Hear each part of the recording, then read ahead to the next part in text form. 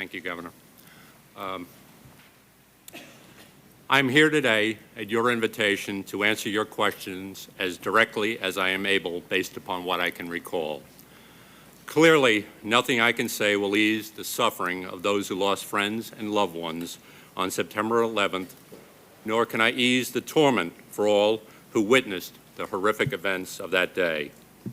Among the 3,000 who lost their lives that day were New York FBI agent Lenny Hatton and recently retired FBI agent John O'Neill, both of whom died trying to help the victims. Because of these tragic losses, I hope that I can contribute in some small way to helping America understand how this happened and what needs to be done to better protect us in the future. I know many, including myself, who over and over relived the days prior to 9/11, searching both our memories and our actions for missed chances that may have averted 9/11. I know of an individual who was in the World Trade Center on 9/11 and survived. This individual was tormented by the actions he, upon reflection, thought he should have taken. He told a number of people about his thoughts. Some months later, for this and probably other reasons, life became too difficult for him, and he took his life. No one knows the torment this event must have given him to take this tragic step. Those of us who were in the FBI at the time are no exception. No one knows how deeply many employees of the FBI are troubled by the haunting events leading up to that day.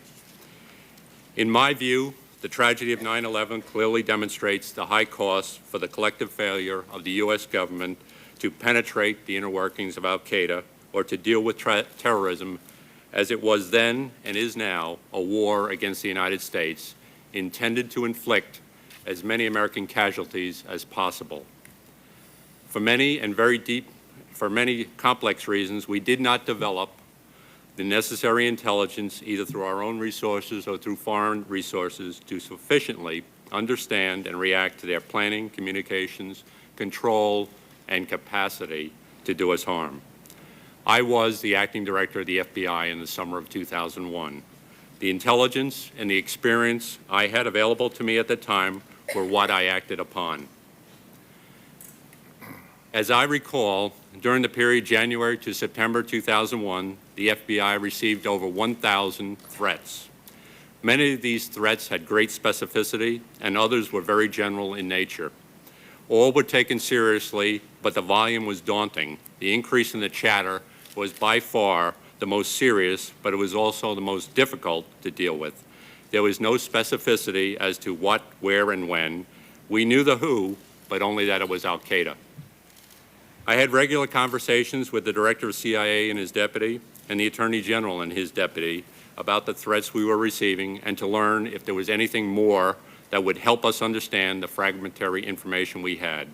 The only news I received was that the chatter subsided in August 2001. Further, I personally spoke both collectively and individually with each of the special agents in charge of the FBI's 56 field offices and with the assistant directors at FBI headquarters about what we knew and what we should be doing.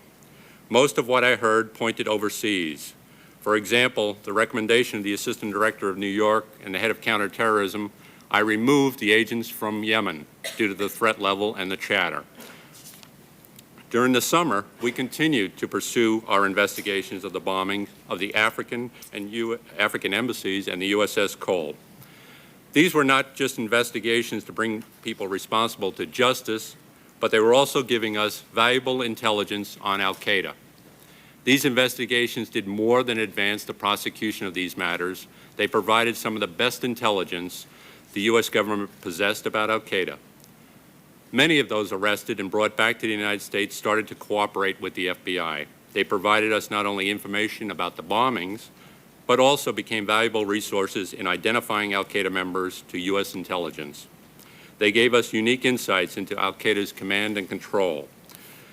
We also exploited their pocket litter, cell phones, calling cards, credit cards, and hotel registrations for links to other members. The agents were tireless in pursuing these bits and pieces of information. The New York office of the FBI, the Joint Terrorism Task Force, and the U.S. Attorney's Office in the Southern District of New York had become very knowledgeable and adept at exploiting these investigations. The FBI also had Foreign Intelligence Surveillance Act coverage on individuals in the United States, which has recently been discussed. This, too, gave us links to other possible members of al-Qaeda.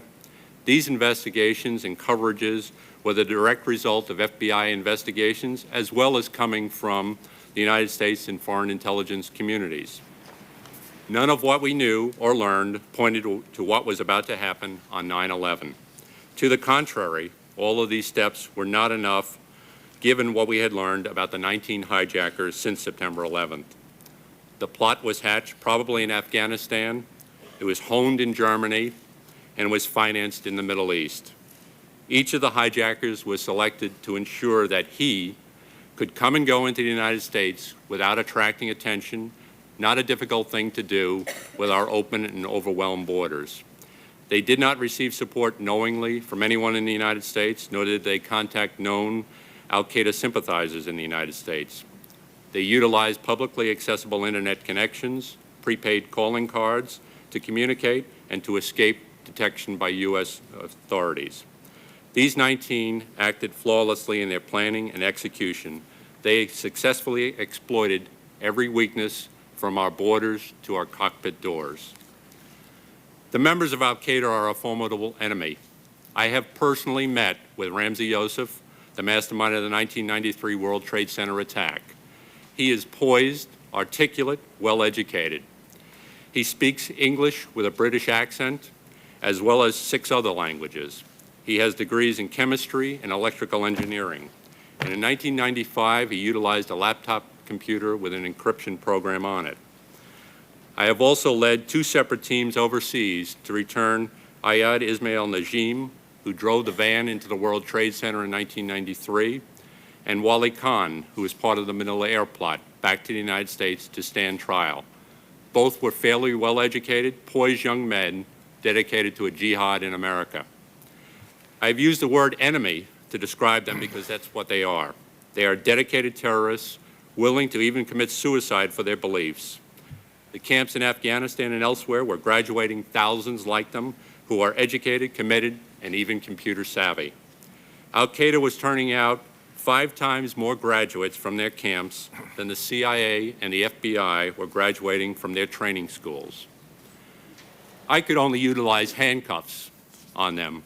President Bush and the U.S. military gave them something more effective: bombs, bullets, and bayonets. Over the last week, I have interacted again with the men and women of the FBI. Director Mueller and his staff have a formidable challenge in preventing the next act of terrorism. Al-Qaeda just has to get it right once, but the FBI will have to get it right every time.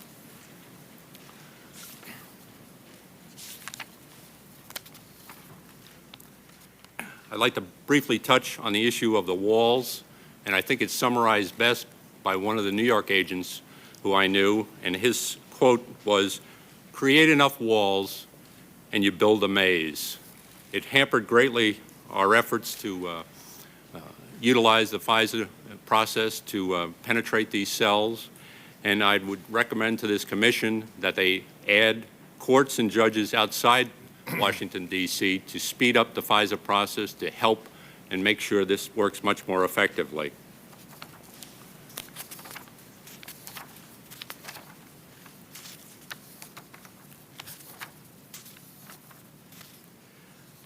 Dick Clark, before this commission, stated that if he had known about these 2 individuals, al-Midhar and al-Nawazi, he would have put them on America's Most Wanted.